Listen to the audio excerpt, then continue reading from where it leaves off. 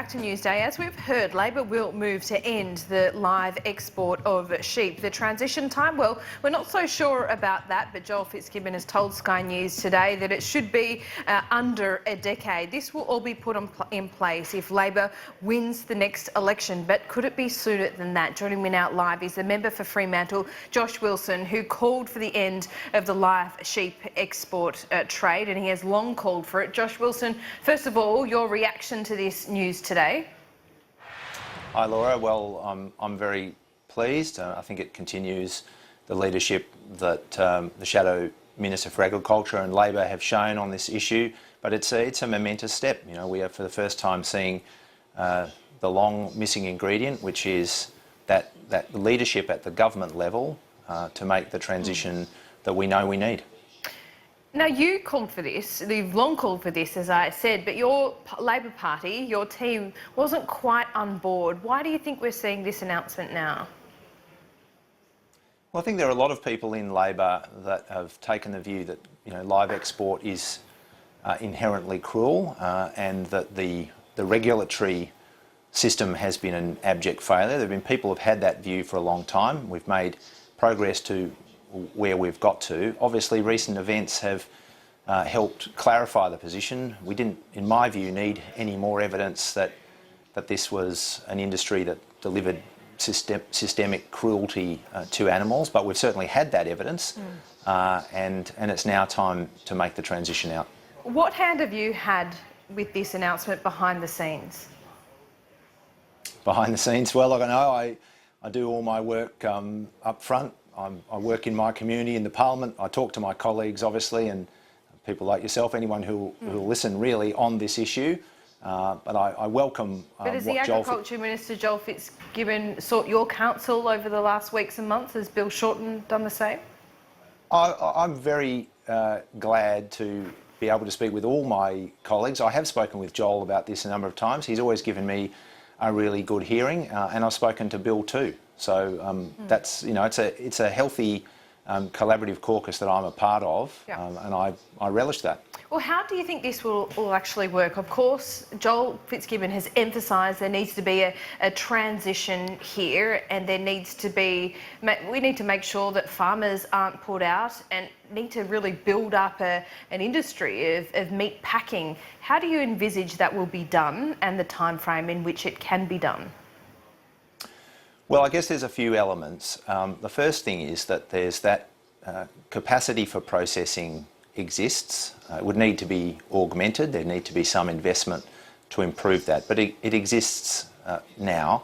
The live export trade has been in serious decline for some time. Earlier in the century there were 6 million sheep. At the moment it's about 1.5 million sheep. By contrast, our exports to the Middle East of fresh bagged sheep and chilled and boxed meat have grown dramatically. So that is the future in any case, and responsible government would be working with the producers to support them to create a more stable, higher value-added industry that will see... How much transition time do you need? Well, it's possible, I think, to put a number on it. I think it can happen in a small number of years. I think it can happen very quickly. 2 or 3 years. I think it's possible to achieve that. Obviously, subject to the details of a kind of a transition package. Okay, and what do you want to see in that package? Well, I think it would make sense for government to look at how it works with producers and the processing industry to address what is currently the price premium gap. You could guarantee or underwrite and provide some certainty around what that would be going forward. You would invest in or provide assistance to local processing infrastructure, and you would do some trade facilitation work to make sure that we get the largest possible share of what is the future in this part of the livestock industry. Look, Bill Shorten a couple of weeks ago said he wanted to wait to this review. That review hasn't been handed down and it is still another 2 weeks off. Why do you think he has preempted this, or why do you think Labor has reacted before that review? Well, I don't think it's a case of preempting it. We've always said we'll look at the reviews. There have been events. It's a fast developing space. I mean, even in the last week, since I last spoke to you, we've seen evidence that Wellard, one of the participants in the industry, raised with government the fact that there were these substandard vessels operating and that they were likely to cause catastrophic animal welfare events. Now, somehow, like so many things in this industry, that just sank without a trace. We've never heard that, and that's because the government has been derelict. It's been missing in action, and as those things have occurred, I think it's pushed along the debate in this space.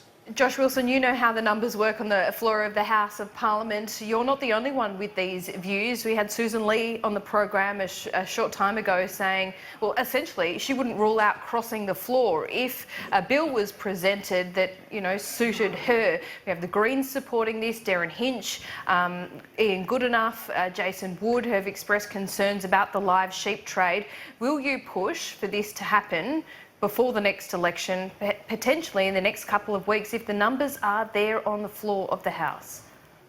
Well, I've always said my position on the issue is clear. Where I think it should go is clear, and I'll work constructively with people in the Parliament to achieve that. I'll focus my work within the Labor Party. The Labor Party has taken a big step forward on this issue today and shown the kind of leadership that's been missing. But I've been talking with Susan Lee and others, and I'll continue to do so. So do you think it will happen before the next election?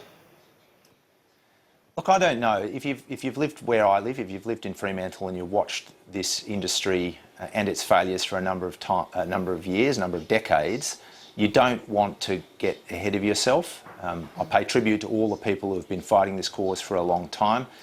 We seem to be at a point where momentous and long-awaited change is possible. I look forward to that.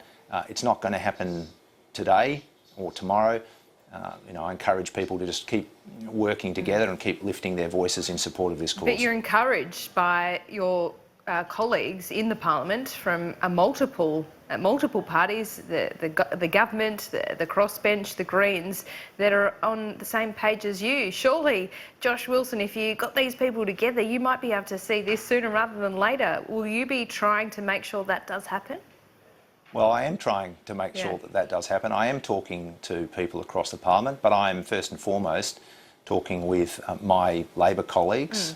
So you wouldn't rule out supporting Susan Lee's bill? You wouldn't rule out supporting the Greens bill? Well, I don't think anyone should rule anything in or out until they've seen the details of it. I'm looking forward to catching up with people, Susan Lee and others, in the House next week, and I'll look at all these things and try to be a constructive part of seeing change occur. We'll talk then. Josh Wilson, thanks so much. Thank you. Joining me now